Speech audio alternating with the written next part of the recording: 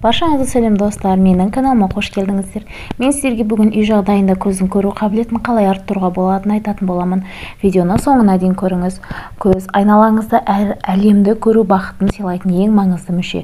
Көзіңіз арқылы өзіңізді, жақыныңызды, сүйіктіңізді, балаларыңызды бәрін көре аласыз. Сондықтан да өзі кішкентай ғана, бірақ бәрін көрсете алатын көзіңізді аурудан сақтаңыз. Ол үшін арнайы дәрігерге барып ем алудың қажеті жоқ. Өзіңіз үй жағдайында көзіңізге күтім жасауыңызға болады. Көкшай көру қабілетін арттырады. Көзіңізді қырақ еткіңіз келсе, көкшайды күнде ішіңіз.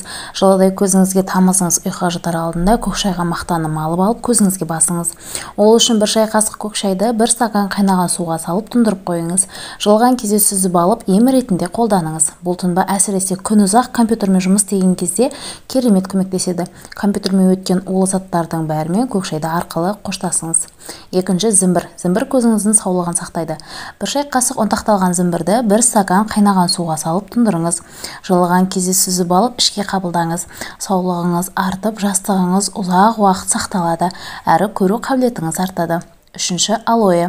Күлімдеген көз бен мөлдіреген жанарға ие болғыңыз келсе, алоэ шырынын қолданыңыз. Ол үшін дәріханада сатылатын арнайы шырынды алыңыз, немесе өзіңіз үйде жасаңыз.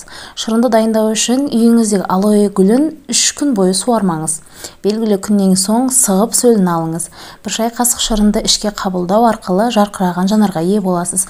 Сондай-ақ ұйқыға жатар алдында 2-3 тамшы көзіңізге тамызсаңыз, шаршағанды басады, әрі күлімдеп шыға келесіз. Төртінші тәсіл ақжелкен. Ақжелкен тамырын блендермен езіп алыңыз. Оған бірдей көлемде бал мен лимон шырын араластырыңыз. Дайын болған қоймалжыңды тамақтан алдын қабылдаңыз. Бесінші, укроп. Bir шай қасық аскөк дәнін термостағы бір стакан қайнаған суға салыңыз.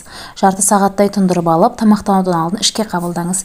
Емделу ұзақтығы 2 күн. Достар, осымен видеоның соңына да келіп жеттік. Видео сіздерге ұнады деген ойдамын. Каналға тіркеліп, лайк басуды ұмытпаңыздар.